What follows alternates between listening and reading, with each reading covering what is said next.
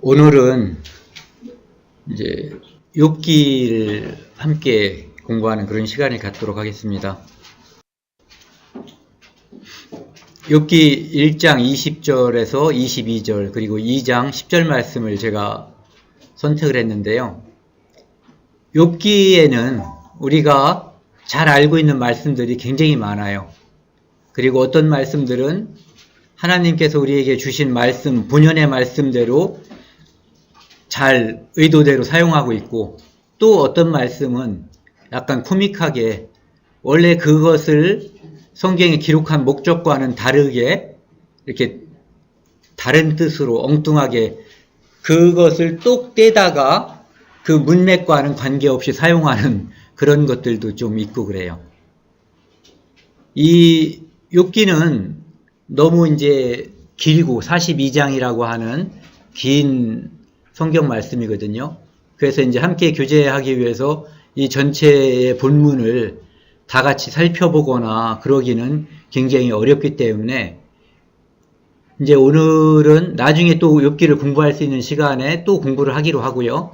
오늘은 욥기가 어떤 구조로 되어 있는가. 그래서 오늘 이제 함께 교제한 다음에 욥기를 읽을 때 이렇게 이런 구조로 되어 있고 이런 의미를 가지고 있기 때문에 이제 읽는데 또 다시 그 욥기를 상고하는 도움이 될 수 있을 정도로 이제 하도록 하겠습니다. 일단은 욥기 1장 20절 말씀을 제가 읽겠습니다. 욥이 일어나 겉옷을 찢고 머리털을 밀고 땅에 엎드려 경배하며 예배하며 이르되 내가 모태에서 알몸으로 나왔사온즉 또 알몸이 그리로 돌아가올지라. 주시니도 하나님 여호와시요 거두시니도 여호와시니 여호와의 이름이 찬송을 받을지이다 하고 이 모든 일에 욥이 범죄하지 아니하고 하나님을 향하여 원망하지 아니하니라. 그 다음에 2장 10절 말씀입니다. 그가 이르되 그대의 한 말이 한 어리석은 여자의 말 같도다. 우리가 하나님께 복을 받았은즉 화도 받지 아니하겠느냐 하고 이 모든 일에 욥이 입술로 범죄하지 아니하니라. 욥기 처음을 보면은 욥은 특별한 사람이었더라고요. 동방에서 가장 훌륭한 사람이라고 되어 있고 하나님이 보시기에 욥을 특별한 사람으로 봤어요. 온전한 그런 사람으로다가 하나님께서 평가를 하셨거든요. 그런데 욥이 그런 특별한 사람, 하나님 앞에 정직하고 순전하고 온전한 사람이었는데 하늘나라에서 천상회의에서 이제 하나님의 아들들, 이제 천사들이 모여 있고 거기에 사탄이 같이 참석한 걸로 되어 있어요. 그래서 그때 하나님께서 사탄에게 나의 종 욥을 유의하여 보았느냐? 그는 죄에서 떠났고 순전하고 온전한 자다. 이렇게 얘기했거든요. 그러니까 사탄이 하나님께서 욥에게 이런저런 축복을 많이 내렸기 때문에 걔가 말을 잘 듣는 거지 그런 것들을 싹 치워버리면 하나님께 대들 거다. 이렇게 이야기를 하죠. 그러니까 하나님께서 그럼 네가 한번 해봐라. 대신 욥의 생명은 건드리지 말아라. 그래서 사탄이 욥을 치는 장면이 나오는 거예요. 그래서 욥의 모든 재산이 한 번에 다 없어져 버려요. 그리고 욥의 10명의 자녀도 목숨을 잃게 되죠. 그리고 나서 1장 20절, 22절, 23절 말씀이 그 사건 후에 되어진 말씀이에요. 그때 욥이 겉옷을 찢고 머리털을 밀고 땅에 엎드려 예배했다고 되어 있거든요. 그런데 그 다음 구절에 보면은 주시니도 거두시니도 여호와다. 그러면서 이 모든 일에 자기의 모든 재산과 심지어 10명의 자식까지도 다 죽었는데 욥이 범죄하지 않고 하나님을 향하여 원망하지 않았다. 이렇게 되어 있거든요. 그러니까 이 일을 보면서 하나님이 이제 사탄에게 봤지? 이렇게 얘기한 거예요. 욥이 이런 사람이다. 그러니까 다시 사탄이 하나님께 이제 얘기하는 거죠. 만약에 그의 육신을 쳐버린다면 그는 분명히 하나님에게 욕할 것이다. 그러니까 다시 한번 이제 그래 한번 쳐봐라. 대신 죽이진 말아라. 그래서 사탄이 욥을 쳐서 욥에게 온몸에 모두 이제 종기가 나고 사람과 함께 있을 수 없는 것. 그러니까 내용상으로 보면은 욥은 자기 집에서 좀 떠나서 다른 곳에서 있는 것 같아요. 왜냐하면은 그 문둥병이라든지 그런 종기가 많이 나고 그런 사람들은 이제 옛날부터 격리해서 따로 있잖아요. 그래서 욥도 역시 그렇게 이제 같이 있는 거죠. 그때 욥의 부인이 욥에게 이제 저주를 퍼붓은 거죠. 야, 지금도 너는 순전하게 하나님을 공경하고 예배하겠느냐? 차라리 하나님을 저주하고 죽어버려라. 이게 아마 보편적인 사람들의 심정일 거예요. 모든 재산이 다 날아가고 자식도 죽었고 자식도 다 죽었어요. 그리고 이제는 도저히 사람과 함께 곁에 있을 수도 없을 정도로 온몸에 종기가 나서 악취가 나고 너무너무 가려워서 기와장 쪼가리, 사기 쪼가리 같은 걸로 몸을 긁어야 될 만큼 아주 완전히 망해버린 거죠. 그때 2장 10절 말씀이요. 그가 이르되 그대의 말이 한 어리석은 여자의 말 같도다. 어리석다는 것은 시편 14편에 나와 있는 것처럼 어리석은 사람은, 어리석은 자는 하나님이 없다 하도다. 우리가 하나님께 이러한 축복을 받고 살았는데 너는 마치 당신의 자기 아내 보고 마치 하나님을 모르는 사람처럼 당신 말하는구나. 어리석은 거 아니냐. 이렇게 되묻는 거죠. 우리가 하나님께 복을 받았은즉 화도 받지 아니하겠느냐 하고 이 모든 일에 욥이 입술로 범죄하지 아니하니라. 그래서 어떠한 하나님께서 주셨기 때문에 하나님이 다시 가져가신 거에 대해서 범죄하지 않았다. 그러니까 화도 내지 않았다. 이런 거예요. 원망하지 않았다. 그러니까 욥의 이 신앙 상태는 특별한 것 같아요.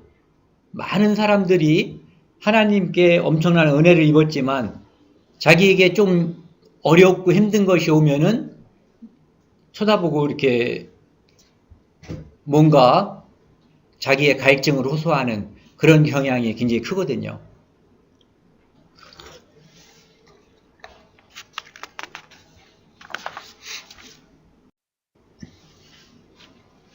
욥이란 사람에 대해서 이제 욥기 1장 1절에 보면은 우스 땅에 욥이라 불리는 사람이 있었는데 그 사람은 온전하고 정직하여 하나님을 경외하며 악에서 떠난 자라. 그래서 이런 사람은 어떤 사람일까 하는 것이 욥기 전체에 쭉 보면 알 수가 있어요.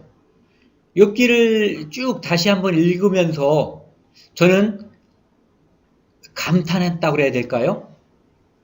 그 사도행전이라든지 아니면 이제 그 뒤에 사도 바울이 쓴 그 서신들을 보면서 제가 예전에 나도 저렇게 살았으면 좋겠다라고 이야기할 때 사람 먼저 구원받고 이만큼 더 먼저 사신 분들이 뭐라 그럴까 격렬하기보다는 약간 비웃는 듯이 그게 인간의 경지가 아니라는 듯 그렇게 이야기하는 걸 들은 적이 있거든요.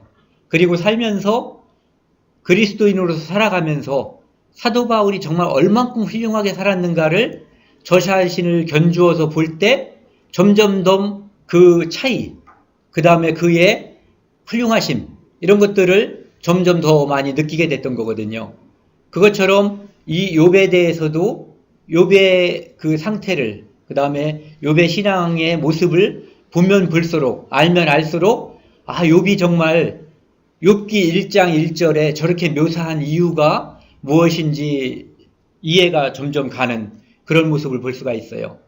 그리고 욥에 대해서 에스겔서에서 이제 몇 번 언급하고 있는데 이런 표현이죠. 비록 노아, 다니엘, 욥이 거기 있을지라도 즉 이런 의인들이 있을지라도 여기 그 밑에 보면은 나의 삶을 두고 맹세하노니 하나님이 하나님을 두고 맹세하노니 하나님은 누구 다른 사람을 가지고 맹세할 수가 없어요.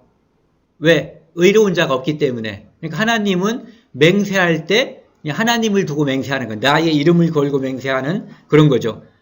그들의 자녀도 건지지 못하고 자기의 공의로 자기의 생명만 건지리라. 주 여호와의 말씀이니라. 즉 그들은 자기의 공의로, 그들이 공의로운 자들이다. 그래서 성경에서 공의로운 자 3명 뽑을 때 거기에 뽑혀 있는 욥이에요. 그 다음에 창세기 10장에 보면은 욥이 우스 땅에 살았다고 했는데 창세기 10장에는 우스가 어떤 곳인가에 대해서 이야기하고 있거든요. 20절에 보면은 셈의 아들은 엘람과 아스로와 아르박삿과 룻과 아람이요. 그래서 셈의 아들이 이렇게 있고 그 중에 아람의 아들이 있는데 3명, 우스와 훌과 4명, 게델과 마스며. 그래서 셈의 아들 아람, 아람의 아들 우스, 즉 우스가 털을 잡고 살았던 지역이 바로 이곳이에요. 그러니까 셈이 특별하게 신앙이 더 좋았던 사람. 그래서 그곳이 이 욥이 살던 거죠. 그리고 이제 이 구조를 보면은요, 욥기의 구조를 보면은 1장, 2장은 지금 금방 살펴본 것처럼 이런 이유 때문에 하나님께서 사탄에게 욥의 신앙을 네가 시험해봐도 좋다라고 하는 하나님의 허락으로 인해서 이 고난이 시작됐어요. 그런 장면들이 1, 2장에 나와 있고요. 3장부터 37장까지는 욥과 세 친구의 이름은 엘리바스, 빌닷, 소발. 그 다음에 그 후에 또 한 사람이 나오는데 엘리우라는 사람. 이 4사람하고 앞에 있는 3사람하고는 주로 이제 말하고 대답하는 변론이 있고요. 그 다음에 엘리우는 그냥 혼자 그 욥과 그 세 친구가 그 변론한 것에 대해서 자기의 입장에서 그래도 비교적 공정하게 쭉 이야기를 펼치는 그런 장면이 나와요. 그 다음에 38장에서 41장까지는 하나님께서 등장하셔서 하나님께서 바라보는 욥과 세 친구의 이야기들, 변론에 대해서 하나님께서 말씀을 하시죠. 그 다음에 욥이 지금까지는 내가 죄 없이 하나님께 당했다고 바락바락 대들다가 자기가 하나님께 회개하는 장면이 나와요. 그리고 42장에는 욥이 1장과 2장에 나와 있는 그런 고난, 그런 곳에서 다 회복되고 재산도 많아지고 자식도 다시 낳고 그래서 140년 동안 이제 잘 살다가 죽었다. 이런 이야기가 나오거든요. 그래서 요걸 약간 바라보면은요, 좀 더 다시 살펴보면은 1, 2장은 이제 똑같은 이유예요. 왜 이런 고난이 왔는가? 이거에 대해서 설명하고 있고요. 3장에서 11장이라고 썼는데 그 14장까지요. 멀리서 친구들이 찾아왔거든요. 그런데 그 친구들은 즐거움을 주는, 즐겁게 하는 친구들이 아니었어요. 욥에게 화를 돋구고 위로해 주러 온 것이 아니라 욥의 죄를 지적하고 욥을 화나게 하는 그런 친구들이 이제 찾아온 거죠. 그래서 그 친구들과 한 번, 두 번, 세 번에 걸쳐서 그들이 욥의 죄를 주로 지적하고 회개하면 하나님이 잘해줄 거야. 그럼 욥은 나 죄 없어. 내가 의롭다. 내가 죽을 망정 내가 의롭다는 내 의견은 바꿀 수가 없다라는 그런 의견을 계속해서 이제 개진해 나가는 거죠. 그 다음부터 15절에는 이제 두 번째 대화. 욥과 그 세 친구의 두 번째 대화. 그 다음에 21절부터는 욥과 세 친구 세 번째 대화인데 그때는 엘리바스와 빌닷의 그 대화 변론은 있지만 소발은 거기서 빠지죠. 그 다음에 29절에서 30절까지는 욥이 지금까지 그 친구들과의 대화를 통해서 이제 자기가 느낀 점, 서운한 점, 하나님께 하소연하는 것 이런 것을 욥이 일방적으로 고백하는 장면이 이제 29, 30, 31절에 나와 있고요. 그 다음에 좀 전에도 말씀드렸던 것처럼 32절에서 37절까지는 제4의 인물이라고 하는 엘리후가 변론 없이 자기의 생각을 이야기하고 있어요. 그 다음에 38장부터 42장 6절까지는 하나님의 등장, 그 다음에 욥의 회개, 그 다음에 그 뒤에 42장 7절부터 끝절까지는 이제 욥의 회복. 욥이 다시 하나님 앞에서 인정받고, 그 다음에 예전에 가지고 있었던 그 행복, 영화를 다시 누리는 것으로 욥기가 마무리되고 있습니다.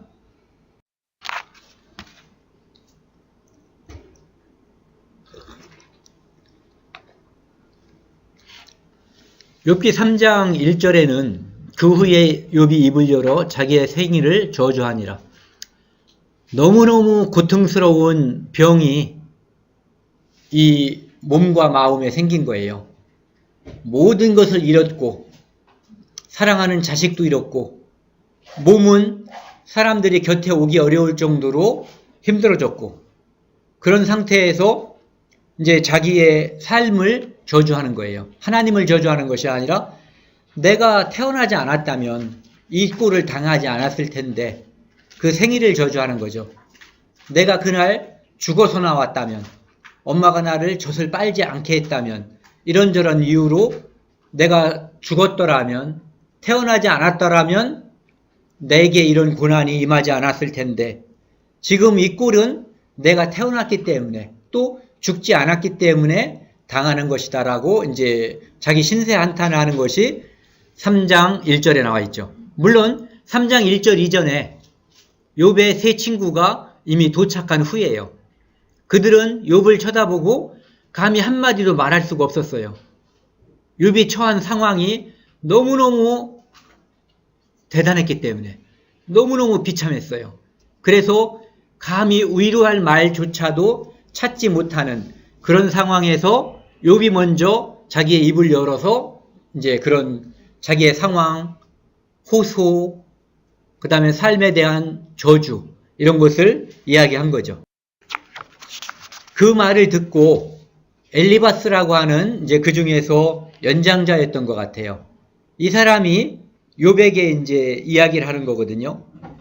욥에게 주로 하는 이야기는 그런 거예요.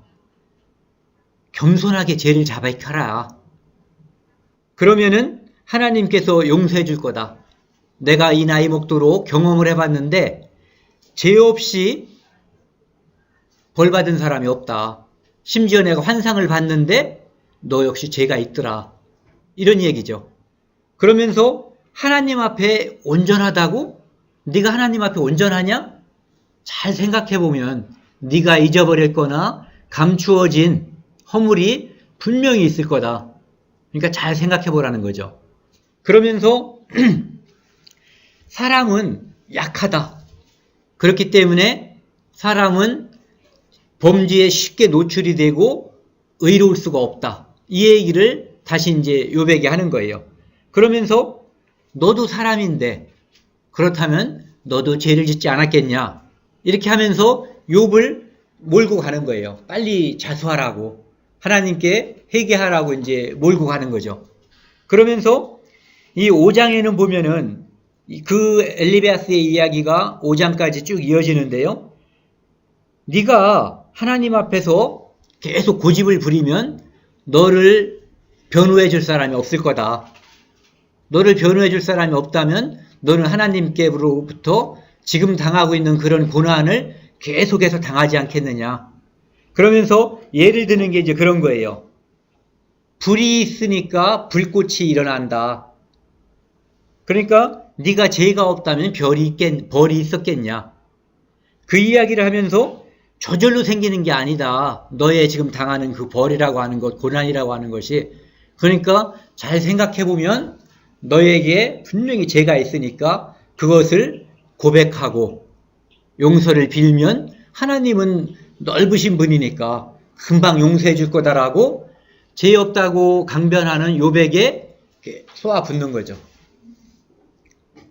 4장 7절 말씀부터 보면은요. 생각하여 보라. 죄 없이 망한 자가 누구인가? 정직한 자의 끊어짐이 어디 있는가? 죄가 있으니까 망하고 정직하지 않으니까 하나님께 벌을 받는 게 아니냐.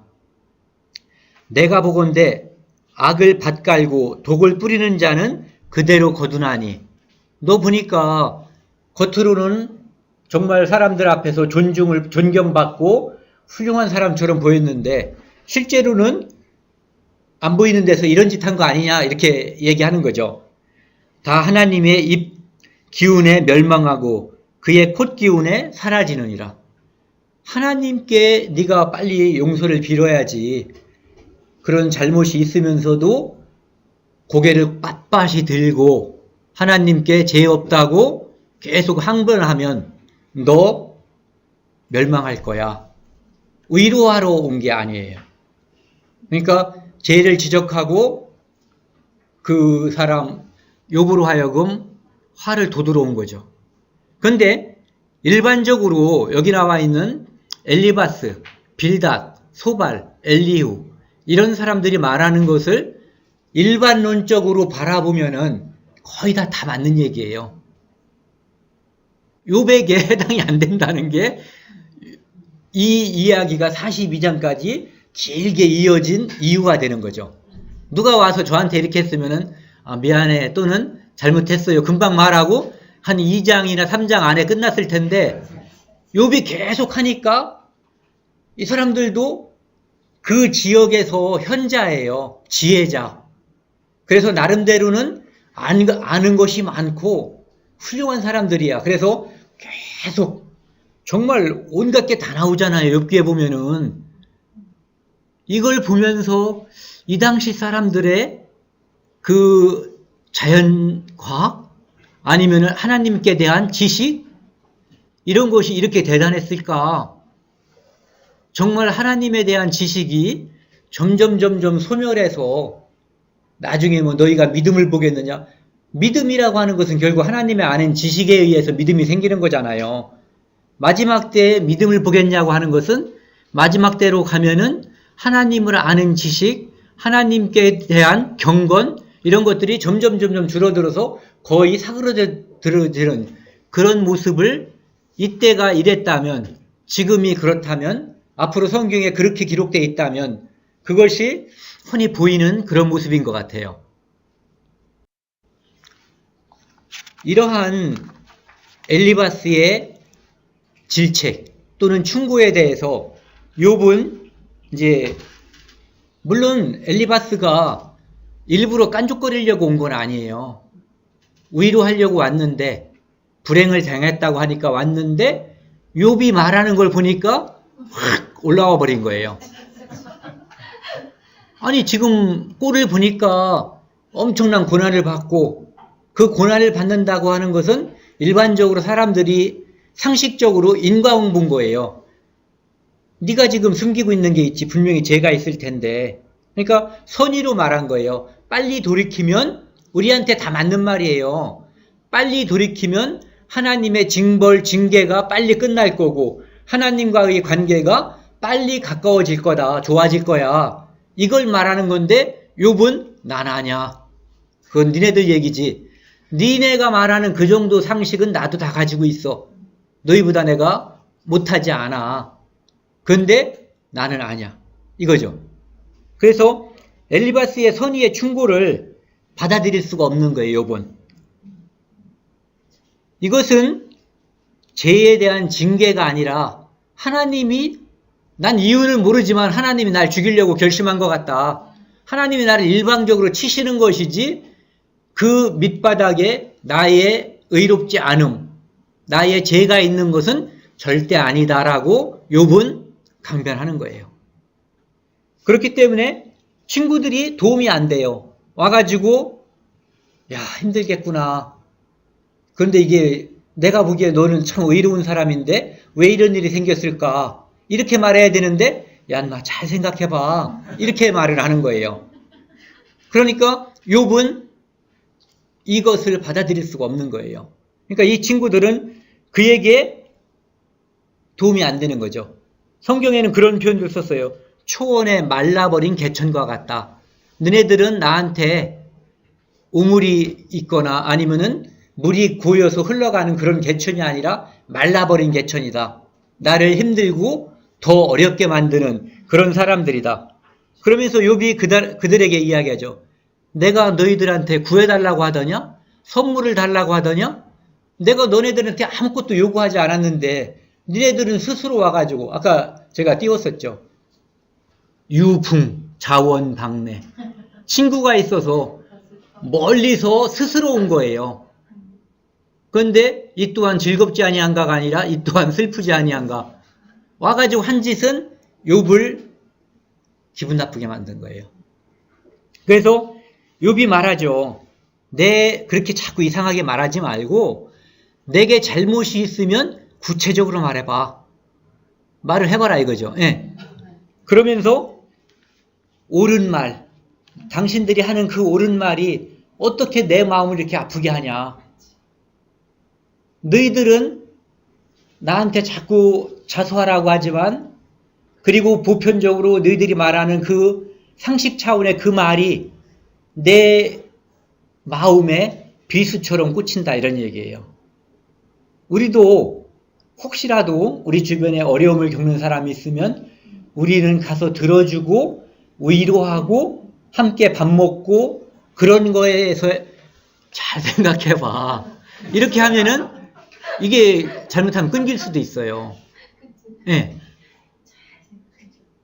이건 정말로 저는 이걸 읽으면서 진짜 중요한 거다라는 생각이 많이 들더라고요.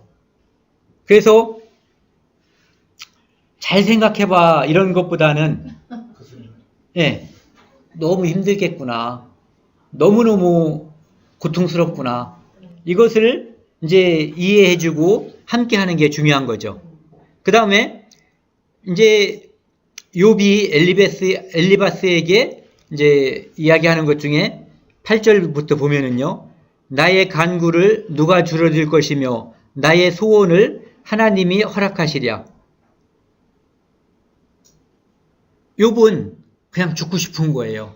이 고통이 너무너무 크기 때문에 여기 나와 있는 나의 소원, 나의 간구라고 하는 것은 차라리 죽는 게 낫겠다. 그러니까 그냥 나를 하나님께서 놔주시면 좋을 텐데 이렇게 나를 치시고 이젠 죽지도 않게 또 계속 생명을 연장시켜주고 있는데 이 소원을 하나님이 누구도 들어주지 않는 그런 소원인 거예요. 욥은 너무 고통스러워서 이미 하나님께 죽었으면 하는 그런 마음을 가지고 있는 거거든요. 이는 곧 나를 멸하시기를 기뻐하사 하나님의 그의 손을 들어 나를 끊어버리실 것이라. 죽이긴 죽일 건데 이왕 죽일 거면 빨리 죽였으면 좋겠다라는 거예요. 너무너무 심신의 고통이 큰 거예요. 이런 상황이라고 생각을 해보세요. 모든 재산과 자식을 다 잃고 상심에 빠진 욥에게 온몸에 종기가 나가지고 사람과 함께 있을 수도 없는 그런 상황에 있는 거죠. 10절 그러할지라도 내가 오히려 위로를 받고 그칠 줄 모르는 고통 가운데서 기뻐하는 것은 내가 거룩하신 이의 말씀을 거역하지 아니하였습니다. 코믹하죠. 근데 욥의 입장에서 이 얼마나 간절하고 욥이 어떻게 살았으면 이 상황에서 나 같으면은 죄가 없다고 우기다가도 뭔가를 생각해내려고 막 했을 것 같아요. 근데 욥은 거의 완벽하게 산 사람인 거예요. 정말 이런 상황에서 거룩하신 이의 말씀을 거역하지 아니하였습니다. 대단한 삶을 살았던 욥의 단편을 볼 수가 있죠. 그 다음에 두 번째 사람 빌닷이 이제 욥에게 다시 또 이야기를 하는 거죠. 빌닷은 아까 그 엘리바스가 나이 많고 삶의 지혜, 삶의 경험으로서 그 욥에게 뭔가를 권면했다면, 요번에 이제 이 빌닷은 자기가 지혜에 대해 지혜서 같은 걸 많이 읽은 사람이에요. 그래서 공부를 해서 똑똑한 사람, 이런 사람인 거죠. 이 빌닷이라는 사람이. 그래서 이제 하나님이 네가 순전하다면 너를 회복시켜 주겠지, 이렇게 말하는 거예요. 네가 순전하다면 너를 회복시켜 줄 거다.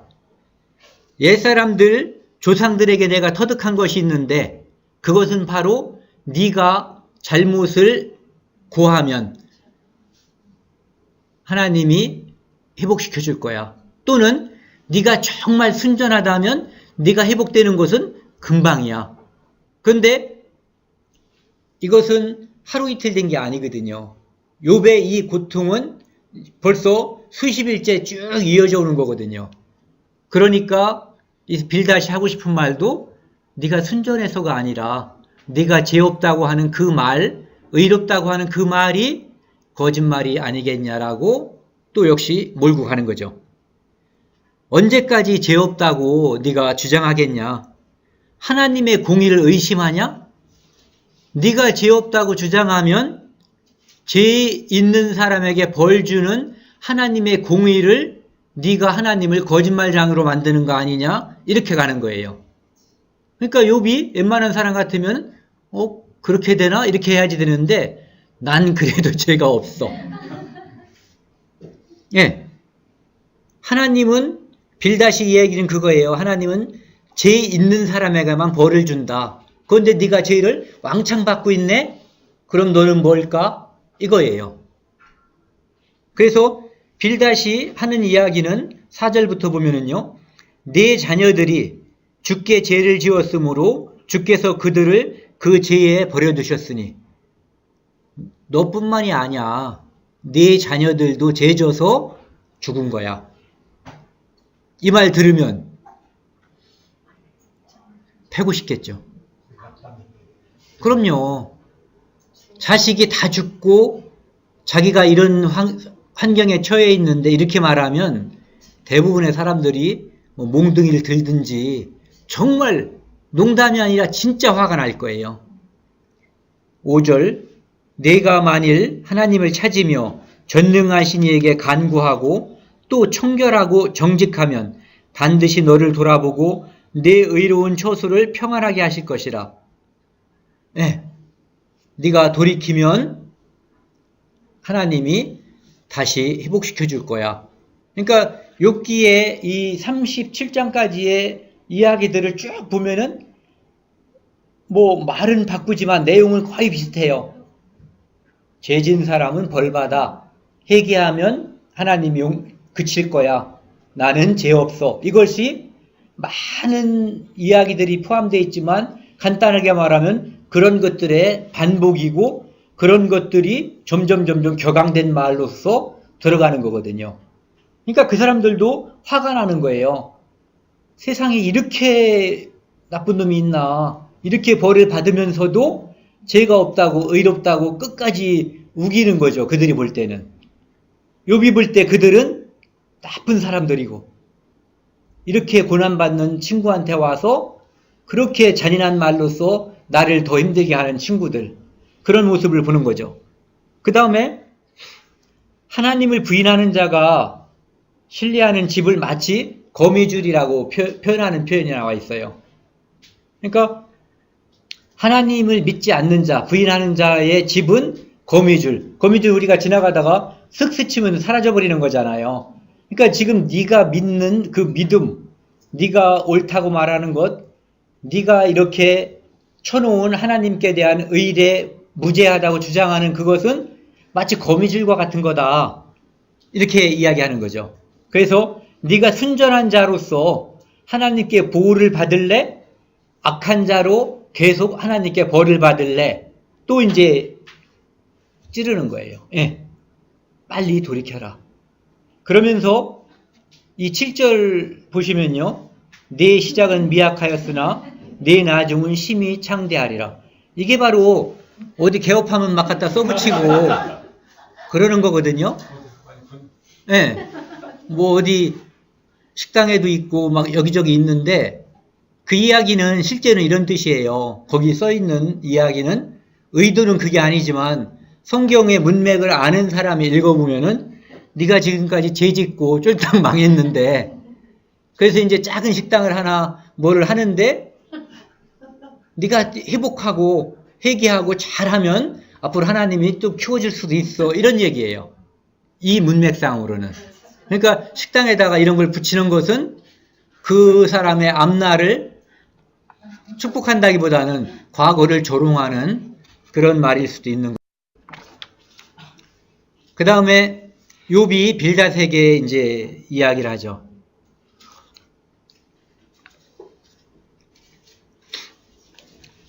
계속된 논쟁, 하나님께 대항하지만 하나님은 답을 하지 않아요.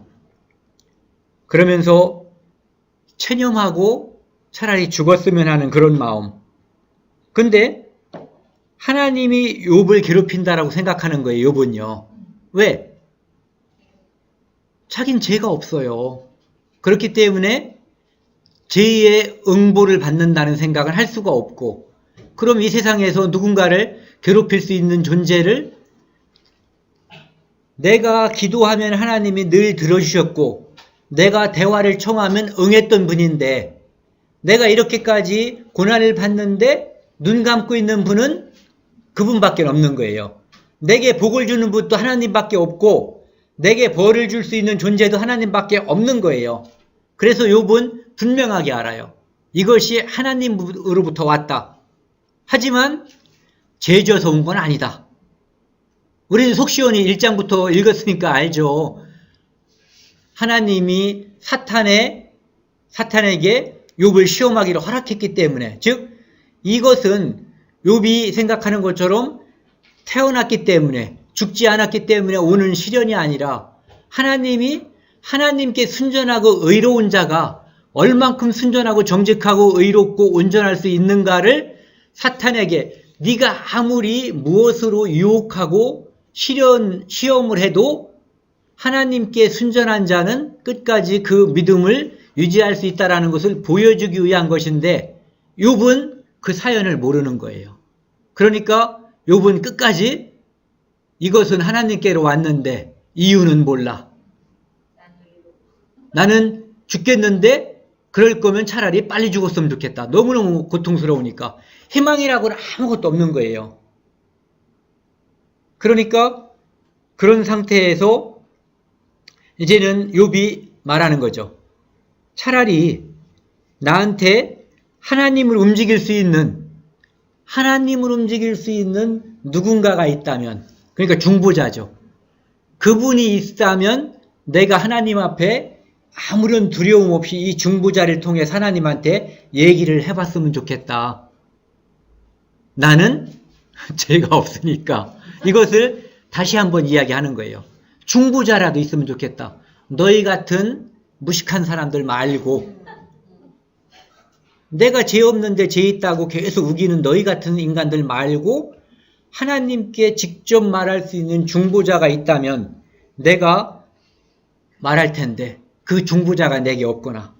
그런데 우리는 그 중보자가 있죠. 네. 그러니까 우리는 억울할 수가 없어요. 살면서. 왜? 내가 하고 싶은 말을 다 할 수 있는 분이 있거든요. 그리고 그분이 내가 생각하는 것보다 나를 더 잘 알고 있어. 그렇기 때문에 그 중보자가 있다는 것이 욥기를 보면서 얼마나 큰 의로인지, 이 삶에 있어서 모든 것을 나의 일거수일투족을 다 하시고 내가 기도하고 내가 원하는 것을 다 들어주시는 분, 한 번도 물리치지 않고 나의 모든 기도를 들어주시는 분, 그런 중보자가 우리에게 있다는 것이 얼마나 위로인지를 욥기를 읽으면서 우리가 생각을 해볼 수가 있는 거죠.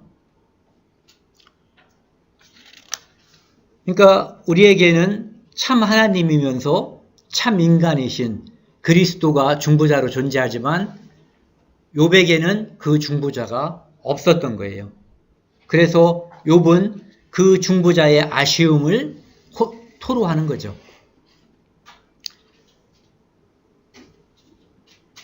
이 9장 34절에 보면은요, 주께서 그의 막대기를 내게서 떠나게 하시고 그의 위엄이 나를 두렵게 하지 아니하시기를 원하노라.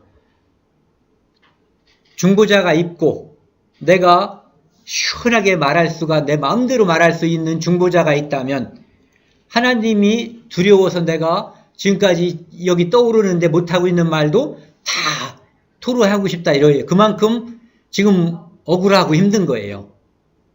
그런데 우리에게는 있죠. 그러니까 정말로 중보자가 있다는 거, 이것이 이렇게 우리에게 대단히 위로가 되고 좋은 그런 것이라는 것을 이제 알게 됐어요.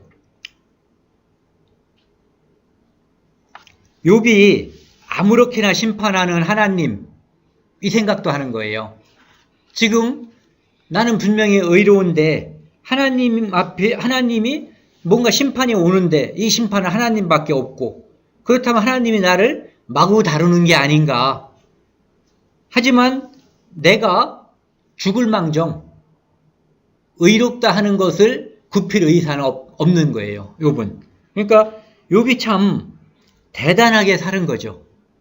예. 소발이 이제 세 번째 사람이 소발이에요. 이제 욥에게 다시 이야기하는 거예요. 소발은 화가 앞에 두 사람보다 훨씬 더 났어요. 왜냐하면 두 사람과 욥이 대화하는 것을 들었거든요. 그러니까 소발은 흥분하고 격분해 버렸어요. 세상에 저렇게 막대먹은 인간이 있는가? 도대체 하나님 앞에서 자기 죄를 인정하지 않는 그러한 인간이 있다는 것을 소발은 인정하고 싶지가 않은 거예요. 근데 거꾸로 생각하면 소발처럼 나쁜 놈이 욥에겐 없는 거죠. 자긴 죄가 없는데 그것 때문에 화를 내니까요. 그러니까 욥의 무죄 항변에게 대해서 가장 강렬하게 확 반응하는 게 이제 이 사람이에요. 소발에 격분하는 것은 가르침을 거절하는 거예요.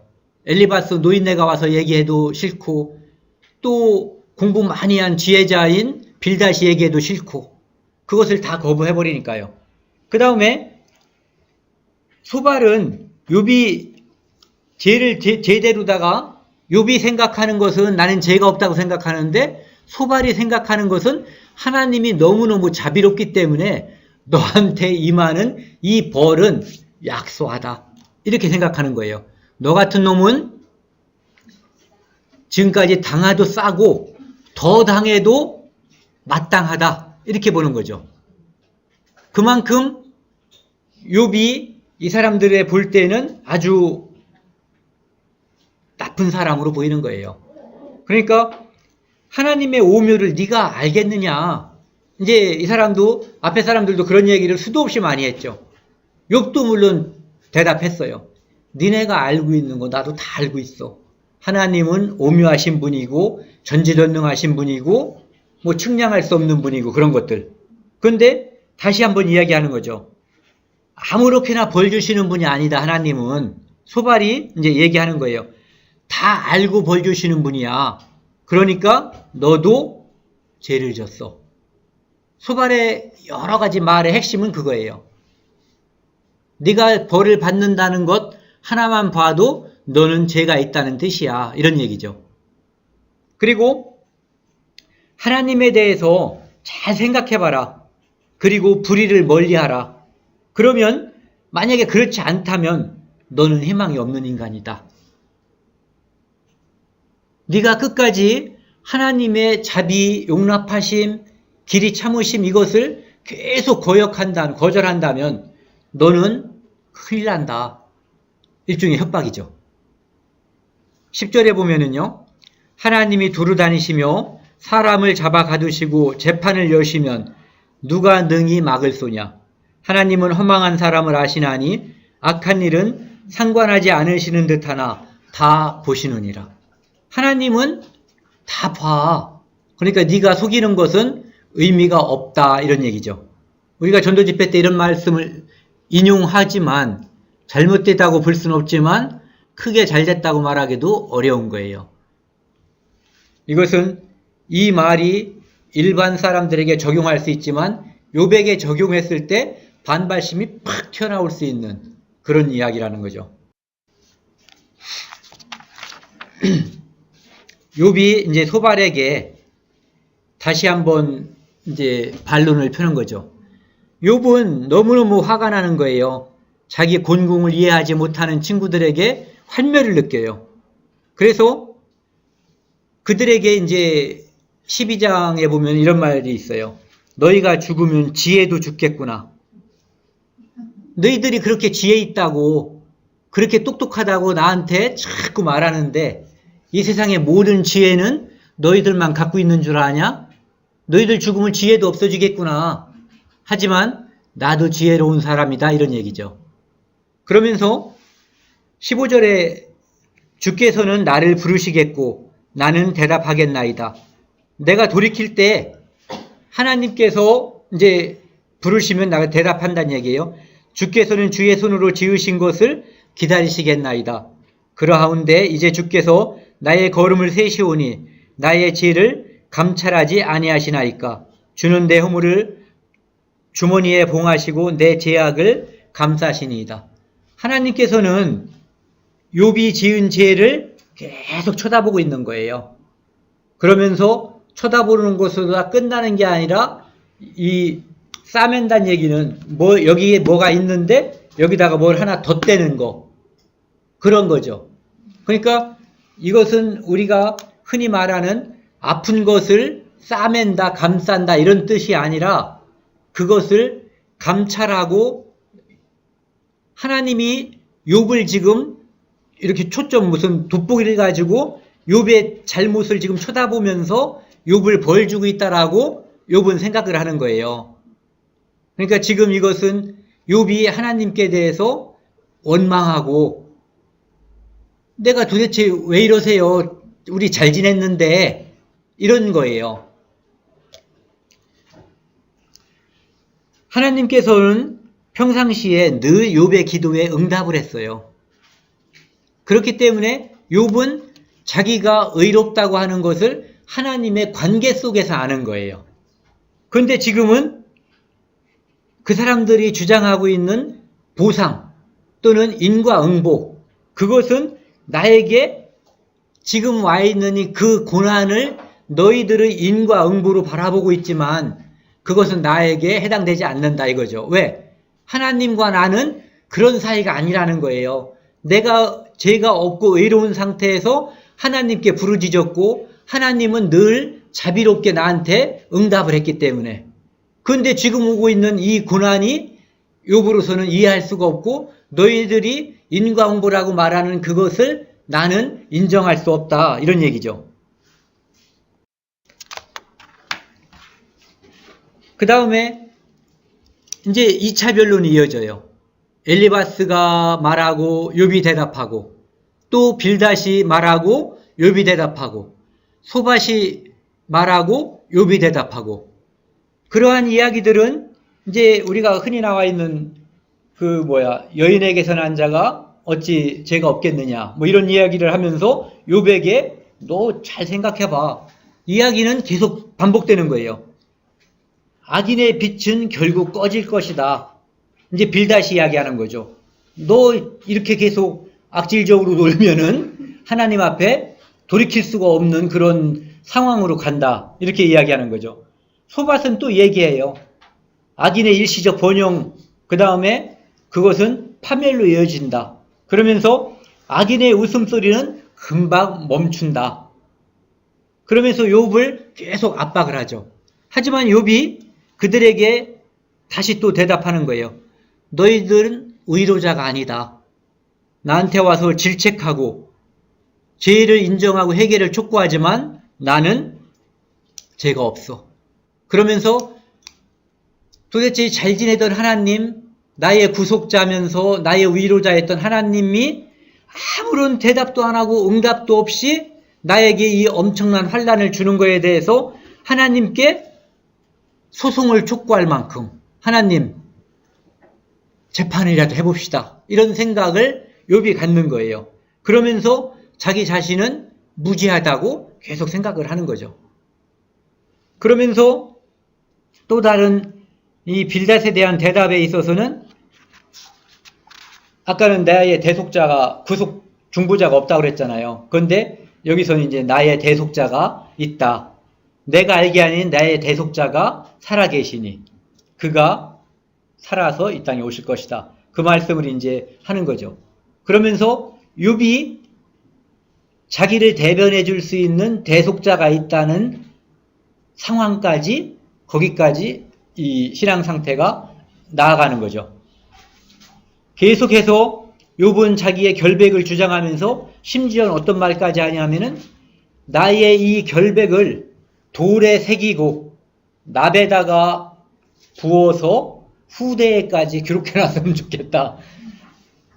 정말 웃음이 나올 정도인데요. 욥이 얼만큼 온전하게 산 사람이니까 도대체 이렇게까지 집요하게 똑똑한 사람들이 와서 주장을 하고 하는데 죄가 없다고 말하면서 후대에까지 기록하기 위해서 돌에도 새겨놓고, 요즘으로 말하면은 저기 이제 본 떠가지고 거기다가 글씨 확 집어넣어서 납본을 남겨놓고 싶은 거예요. 욥은 이렇게 착한 사람이었고 의로운 사람이었다라고. 그런데 이렇게 고난을 받는다라고 후대에 남기고 싶다, 이런 이야기도 하는 거거든요. 3차 변론은 이제 두 사람하고만 변론을 해요. 여기서는 엘리바스와 빌닷과의 변론이 있고, 그 변론의 내용은 이제 그런 거죠. 그 다음에 그런 것들에 대해서 욥이 자기의 의견을 이야기해요. 내가 의로움에 대해서, 그 다음에 악인의 심판에 대해서 이야기하죠. 죽기 전에 나는 온전함을 버리지 않겠다. 그래서 내가 이 상태로 우기다가 죽을 망정 내가 죄가 있다고 말하고 죽진 않겠다라고, 죽음이 두렵진 않다는 거예요. 이 상황이면 그럴 수도 있을 거예요. 자식도 다 죽고 아내는 하나님을 저주하고 죽으라고 저주하는 아내 한 명만 딱 남은 거거든요. 그런데 뭐가 그렇게 오래 살고 싶겠어요. 머리끝에서 발끝까지 종기가 나서 죽을 지경인데 지금. 예. 그러니까 하나님이 듣지 않는다. 내가 아무리 말을 해도. 그러면서 이런 것들, 악인의 호소는, 악인들은 하나님이 들어주지 않는다. 악인들의 악에 대해서 하나님이 관심이 없다. 그러면서 이제 후손들이 번성한 것은 이 칼을 위함이다. 즉 악인이 잘 되는 것은 나중에 크게 벌받기 위함이다라고 이제 그 친구들에게 이야기하는 거예요, 욥이. 그러면서 지혜의 가치에 대해서, 그래서 이제 많은 그 예가 나와요. 재련소 얘기, 뭐 광산 이야기, 광석 이야기, 지하에는 뭐가 들어있고 겉에서는 뭐 음식물을 낸다는 그런 이야기들. 그리고 하나님은 지혜의 근본이시다.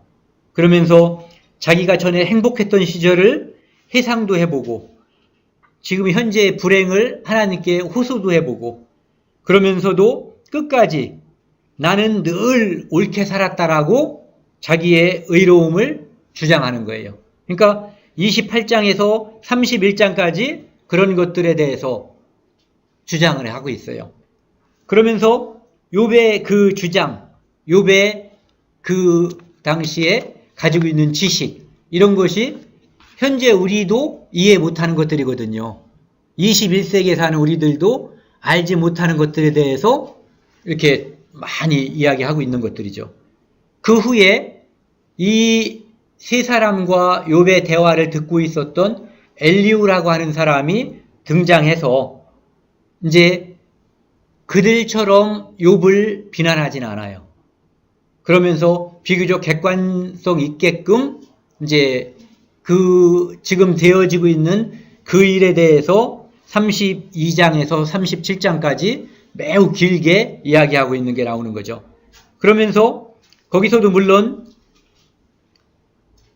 욥이 너는 하나님보다 의롭다고 생각하냐? 이것을 묻죠. 그러면서 욥의 세 친구들한테는 너 욥한테 얘기해봤자 계속 깨지면서 네가 말하는 게 욥에게 아무런 전달도 안 되잖아. 그런데 자꾸 뭐라 말을 하냐? 왜 욥을 정죄하냐?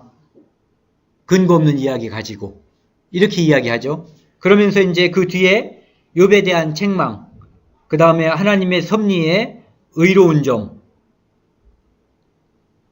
나는 너희들 세 친구들이 말한 것보다 새로운 논점, 좀 더 논리적인 논점이 있다라고 하는 것을 이 엘리후가 이야기를 하는 거죠. 그러면서 인간의 유익한 의도, 인간이 유익한 의라고 하는 것이 하나님으로부터 왔다. 그 다음에 인과응보만 있는 것이 아니다. 그 사람들은 인과응보만을 주장을 했거든요. 그 다음에 불의의 경고. 이 고난이라고 하는 것은 불의에 대한 경고일 수 있고 또는 선을 권하는 그러한 계기가 될 수도 있다. 그러니까 하나님의 교육적인 측면에서 오는 고난이 존재한다. 이렇게 이야기하는 거죠. 그 다음에 교육 목적을 하나님께서 다 달성할 때까지 그 고난은 계속될 것이다. 그리고 하나님의 목적은 인간이 이해하지 못할 수도 있다. 그럴 수도 있잖아요. 그러니까 지금 욥이 이해하지 못하는 것처럼 엘리후가 말하는 그것을 이제 엘리후가 그런 얘기를 하는 거예요. 그러면서 겸손히 하나님께 지존자에게 굴복하고 찬양하면서 경배하는 것이 인간의 기본적인 도리다. 이것을 엘리후가 했죠. 그리고 엘리후도 수많은 이제 자연의 섭리, 하나님의 통치 이런 것들에 대해서 이야기를 해요. 그 이야기, 엘리후의 이야기가 끝났을 때 하나님께서 확 등장을 하시는 거예요. 욥이 그렇게 원했던 하나님이 등장하는 거예요.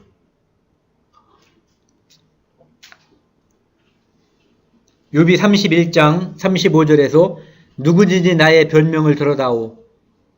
나의 서명이 여기 있으니 전능자가 내가 대답하기를 바라노라.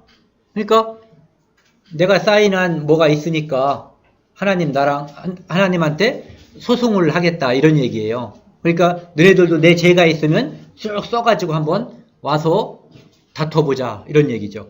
그런데 하나님이 나타나신 거예요. 그러면서 이거 먼저 읽을게요. 38장 그때 여호와께서 폭풍우 가운데에서 욥에게 말씀하여 이르시되 무지한 말로 생각을 어둡게 하는 자가 누구냐? 너는 대장부처럼 허리를 묶고 내가 내게 묻는 것을 대답할지니라. 그 다음에 여기까지 한번 먼저 생각을 해보자고요. 하나님이 알고 있는 것, 하나님의 섭리, 하나님의 지식, 이치, 이것을 인간이 알 수가 있는가에 대한 문제예요. 저는 이 생각을 많이 해봤어요. 욥기를 특히 여기 이 말씀을 공부하면서 우리는 하나님께서 우리에게 언어를 주셨거든요. 근데 이 언어는 명사도 있고 형용사도 있고 뭐 부사도 있고 동사도 있고 대명사도 있고 있는데 만약에 제가 소라는 단어를 한번 썼다고 치자고요. 또는 사람이란 단어를 썼다고 쳐요. 그러면 제가 소가 저기 간다. 그러니까 형태를 보니까 소야. 그런데 이 소에 대해서 내가 알고 있는 지식, 소의 섭생, 그 다음에 그 살아 움직이는 그 내부에서의 피돌기, 모든 그러한 현상에 대해서 내가 무엇을 알고 소에 대해서 소라는 단어를 쓸까? 세포라는 말은 세포라는 말을 사전에서 찾으면 짧게도 나오고 길게도 나오고 이 세상에 있는 세포와 관련된 책을 조사해보면 이 공간보다도 더 많을 텐데 세포에 대해서 내가 무엇을 알까? 하물며 우주? 그 우주도 우주 나름이잖아요. 태양계도 우주고 은하계도 우주고 그 이상도 우주인데 도대체 나는 우주란 말, 은하계란 말 이런 말들을 쓰는데 내가 쓰는 말은 무슨 의미인가? 나는 그 의미를 무엇을 알고 무슨 말을 쓸까? 내가 말하는 것을 듣는 사람은 또 무엇을 알아듣고 고개도 끄덕거리고 서로 교통하는 걸까? 내가 기도하는 것을 하나님은 얼만큼 알아들으실까? 왜? 내 지식이 한계가 있으니까 내가 요구하는 게 있을 거 아니에요. 내가 머릿속 내에서 떠올리는 게 있을 거 아니에요. 그것만큼만 하나님께 갈 거 아니에요. 그러니까 그런 걸 보면서 무지한 말로 생각을 어둡게 하는 자가 누구냐? 인간이 너희들이 알고 있는 것이 무엇이냐? 무엇을 아냐? 이런 말을 하는 거죠. 너는 대장부처럼 허리를 묶고 내가 내게 묻는 것을 대답할지니라. 여기 보면은 하나님께서 등장하셔가지고 38장 39절에 보면은 계속해서 무엇을 아느냐? 무엇을 아느냐?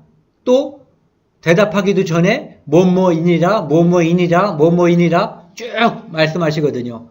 그런데 그것을 그 질문에 대답을 해놨는데 하나님께서 묻고 또 어떤 것을 하나님께서 대답을 해놨는데 그것이 무슨 뜻인지 모른다는 거죠. 지금 우리가 21세기에 살면서도 욥이 살던 시대 욥이 대략 많은 학자들이 지금부터 한 4,000년 전쯤 사람이라고 그래요. 그러니까 BC 2,000년 전쯤 사람, 족장들이 이렇게 활약하던 그런 시대 사람이라고 하는데 그 당시에 이 사람들의 그 지혜, 지식, 그 다음에 지금 우리 시대의 지식이 오히려 줄어들었다는 생각. 그 당시에 지혜가 많았지만 지금은 지식이 많아졌을지 몰라요. 하지만 인간이 만든 모든 지식들은 그 부산물, 공해라든지 이런 것들, 그래서 그것을 내놓기 때문에 오히려 인간을 속박하는, 인간을 다시 한번 옥조이는 그러한 지식, 그러한 과학들이 지금 점점 발달하고 있는 거죠. 어쨌든 하나님 앞에서 인간이 대답할 수 있는 것, 하나님 앞에서 인간이 안다라고 말할 수 있는 것이 아무것도 없는 것 같아요. 욥도 그랬고 그것을 읽는 저 역시도 그랬거든요. 그러니까 원래 이 논쟁의 발단은 고난이 어디서 왔는가? 그 세 사람들은 죄에서 왔다라고 주장했고 욥은 죄가 없다라고 말했는데 하나님은 느닷없이 나타나셔가지고 그 죄가 어디서 왔는가, 고난이 어디서 왔는가에 대해서 한 말씀도 안 하셔요. 그러면서 우주의 이치, 피조물들의 이치, 동물들의 이치, 어떻게 살고 섭생하고 어떻게 운영되고 하는 것을 너네가 아냐라고 묻거든요. 그러니까 인간이 알 수 있는, 인간의 이성으로 알 수 있는 것은 매우 한정되어 있어요. 그런데 우리는 그 이성으로 모든 것을 판단하고 사람과의 관계, 심지어 하나님도 판단해버리는 거예요. 그러니까 무지한 말로 너희들은 아무것도 모르는데 심지어 나까지 판단하는 거죠. 하나님까지. 그러니까 그것에 대해서 안다면, 그리고 죄라고 하는 것의 근본적인 개념을 거꾸로 쭉 올라간다면 이것은 사탄이 에덴 동산에서 아담에게 선악과를 먹게 함으로 인해서 인류에게 딱 끼쳐온 거거든요. 근데 그런 차원을 떠나서 그들은 욥에게 죄가 있다고 말하고 욥은 죄가 없다고 말하고, 원론적으로 욥은 죄인일 수밖에 없는 거죠.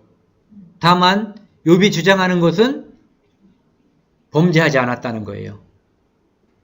죄인임을 욥도 나중에 이제 하나님 앞에서 하나님이 이 폭풍 가운데서 나타나고 하나님께서 쭉 질문을 하면서 그 광대하고 위대하시고 그 전지전능하신 하나님 앞에서 욥은 한마디 말도 할 수가 없었던 거죠. 그러면서 자기의 죄를, 지금까지 자기가 죄가 없다고 말한 그런 죄들, 이거에 대해서 자복할 수밖에 없는, 회개할 수밖에 없는 그러한 상태였던 거죠.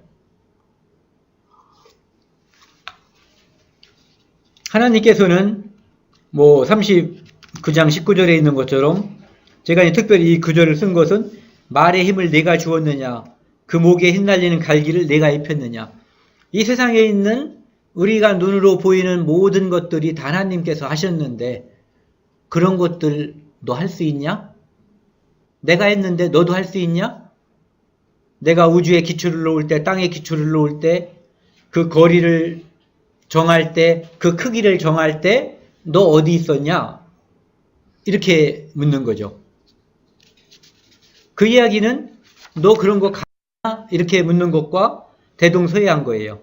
욥이 여호와께 대답하여 이르되 보소서 나는 비천하오니.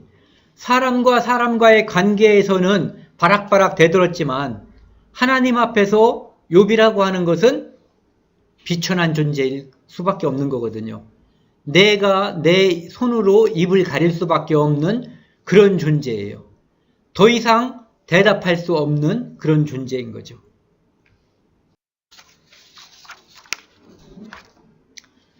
하나님께서 또 한번 그때 여호와께서 북풍우 가운데서 욥에게 일러 말씀하시되 너는 대장부처럼 허리를 묶고 내가 내게 묻겠으니 내게 대답할지니라. 내가 내 공의를 부인하려느냐? 내 의를 세우려고 나를 악하다 하겠느냐? 내가 하나님처럼 능력이 있느냐? 하나님처럼 천둥 소리를 내겠느냐? 이 모든 질문에 욥은 내가 스스로 그 앞에요.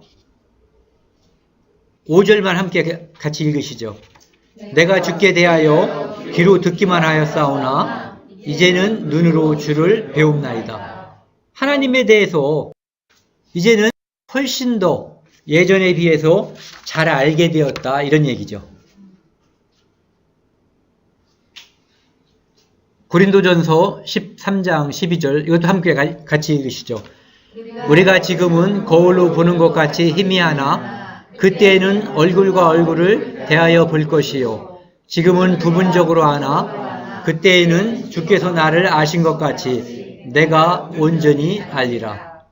우리는 하나님에 대해서 잘 몰라요.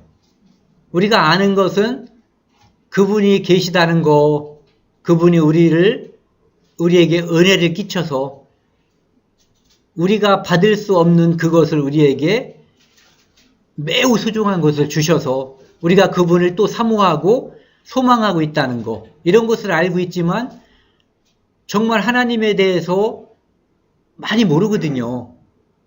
욥에게 질문한 그 질문을, 하나님께서 하신 질문을 우리에게 한다면 대답할 게 하나도 없더라고요. 그런데 나중에 우리가 하나님 앞에 나아간다면 그때 우리는 이렇게 부분적으로 알고 희미하게 알고 있는 이것을 하나님 앞에 나아갈 때는 우리가 잘 아는 그러한 모습으로 이제 우리가 알 수 있을 것 같아요. 욥기는 또 그런 의미도 가지고 있다고 얘기하더라고요. 예수 그리스도께서 그분은 정말로 원죄라고 말하는 그것도 없으신 분이죠. 그런데 그분은 한마디 대꾸 없이 그 모든 비난, 조롱, 채찍질, 심지어 못 박는 것 이런 것을 다 허용하신 분이거든요. 죄 없으신 분이 그 모든 것을 그냥 받아들였다면 죄 있는 우리가 이 땅에서 누군가의 우리를 비난하거나 원망하거나 이런 거에 대해서 우리는 좀 더 넓은 마음으로 쉽지 않은 거지만 그것을 늘 생각을 해야 될 것 같아요. 욥의 이야기, 예수 그리스도의 이야기를 통해서 죄 없으신 분이 나를 구원하기 위해서 그 모든 고난을 감수하셨다는 것. 그 다음에 이 세상에 있는 일들은 인간의 이성과 논리로 해결할 수 없다는 것. 그리고 상대방을 논리와 이성으로 설득할 수 없다는 것. 그렇지만 기다리면 욥이 대화에서 풀린 것이 아니라 기다림 속에서 하나님께서 나타나셔서 하나님께서 직접적인 답을 주셨기 때문이 아니라 단지 하나님이 나타나셨기 때문에 이 문제가 해결이 된 거예요. 끝난 거거든요. 예. 그것처럼 우리가 길게는 이 땅에서 벌어지는 모든 일에 대한 답이 길면은 죽은 다음에 다 해결될 문제들이거든요. 그래서 우리는 좀 더 참고, 좀 더 기다리고, 입을 닫고 기다려야 될 필요가 있는, 그럴 이유가 있는 것 같아요. 욥기를 읽으면서, 정말 이게 많이 말하기를 더디하라는 말씀이 오히려 그 성경을 읽을 때보다 욥기를 읽을 때 더 많이 들었어요. 그러면서 창조자 하나님께 절대 순종하는 것, 그분께 그분을 절대적으로 신뢰하는 것, 이것이 인간이 알 수 없는 것들에 대해서 안다고 말하는 것, 또는 교만한 것, 무지한데도 자기가 무지한 것을 모르기 때문에 교만한 것, 그거에 대해서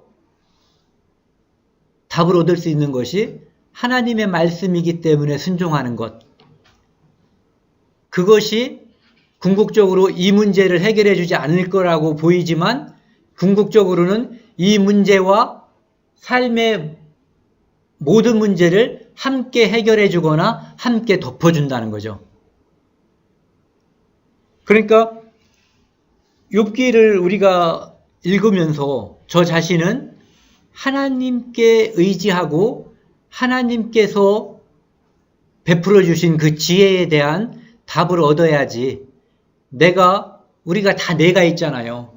그래서 그걸 가지고 이성적으로, 논리적으로, 합리적으로 판단하고 설득하거나 논쟁하려고 했을 때 그 문제는 점점 확산이 되고 오히려 하나님께 맡겨버리고 하나님의 방법으로 그것이 하나님 안에서 하나님께 던져진 상태에서 시간이 흐르면 그 문제는 없어지거나 해결이 된다.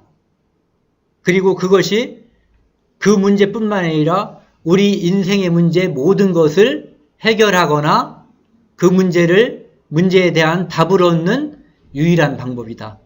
이런 생각을 하게 됐습니다. 함께 기도하시겠습니다. 하나님 아버지 감사합니다.